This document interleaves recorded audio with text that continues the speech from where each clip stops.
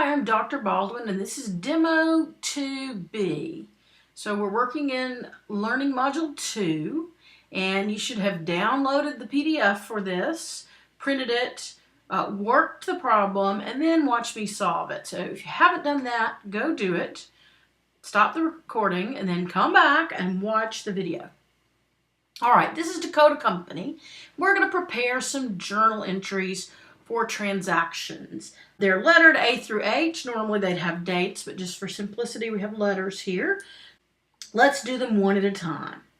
The business was started when the owner invested $20,000 cash in exchange for common stock.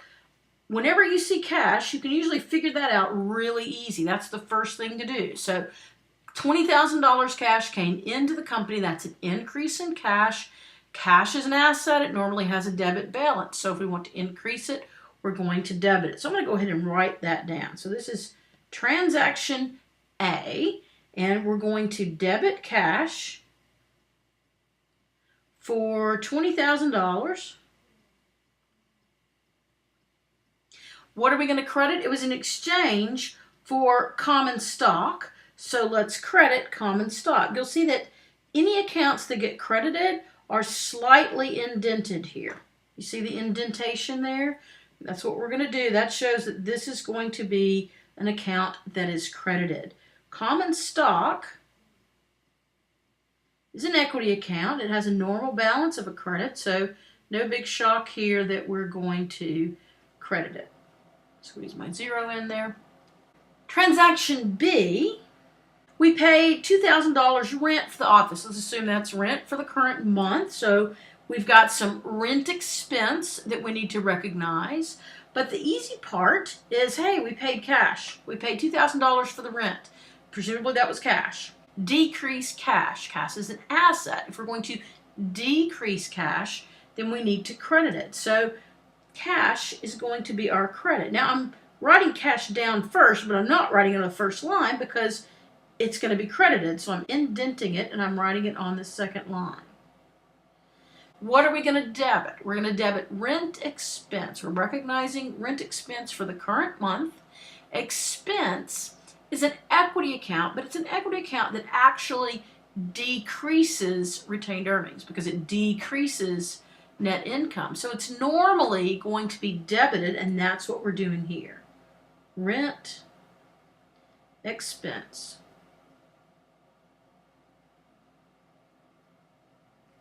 $2,000.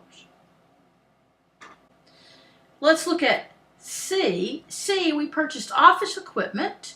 So we've got an asset coming in called office equipment. We paid $500 in cash, and the rest was put onto account. Well, if it's put on account, that means we're going to pay them, in the very near future. That's an account payable. So cash went out. We're going to decrease cash. And we've got an account payable that's being created, a liability that's being created. And what did we get in exchange? In exchange, we got an asset called office equipment. So let's recognize that we're increasing an asset called office equipment.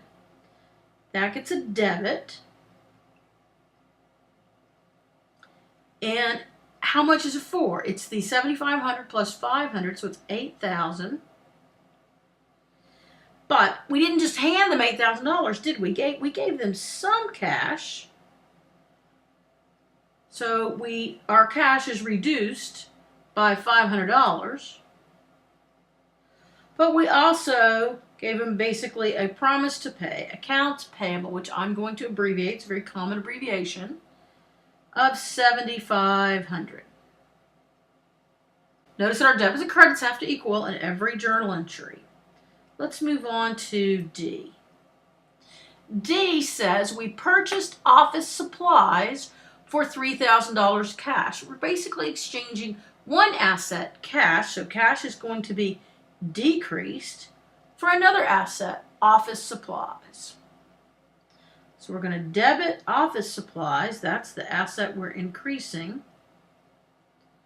The amount was $3,000. And we spent $3,000 in cash, so we're going to credit cash to reduce it. Remember, assets normally have a debit balance, so you debit to increase, credit to decrease. Now, look at transaction E. Provided services for $700 cash. So we received $700 cash. So here we go. Increase cash by $700. We're going to, the other half of our journal entry is going to be a credit to $700. What account are we going to credit? It's got to be a revenue account. Let's call it services revenue. You could call it service fees. There's all sorts of things you could call them, but it's going to be a revenue account. Revenues are an equity account. It's an equity account that increases net income, therefore it increases retained earnings, therefore it normally has a credit balance. So as we record our revenues, we will be crediting them. Part F says we provided services, so we've got some more revenue coming in, and we billed a customer $4,000 for services provided. So it looks somewhat similar to E, except they didn't give us the cash yet. So we actually have an account receivable for this amount. What was the amount? $4,000. And we recognize that revenue, services revenue. So you'll see we're being consistent. Our credit accounts are all indented a bit. I happen to be using graph looking kind of paper, so I'm using my graph paper to help me be consistent. You don't really need the lines to do that. You can probably be consistent without them. So a revenue account normally has a credit balance, so we credit it to increase it. Accounts receivable is an asset, so we debit it to increase it. What happens in G? In G, the company paid $200 cash for this month's utility bill. So cash is going out. I'm going to go ahead and write that down because we know that's going to be our credit. We're decreasing cash. What are we going to debit? Well, we're going to debit utilities expense. Remember,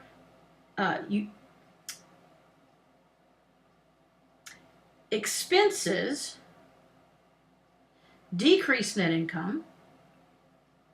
Therefore, they decrease retained earnings. Therefore, their normal balance is a debit. So as we record them, we're going to be debiting them. It's okay to abbreviate things like revenue expense here. It's pretty obvious what we mean.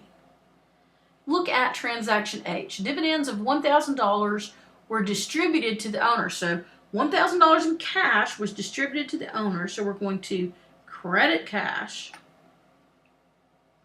What are we going to debit? We're going to debit an equity account called dividends.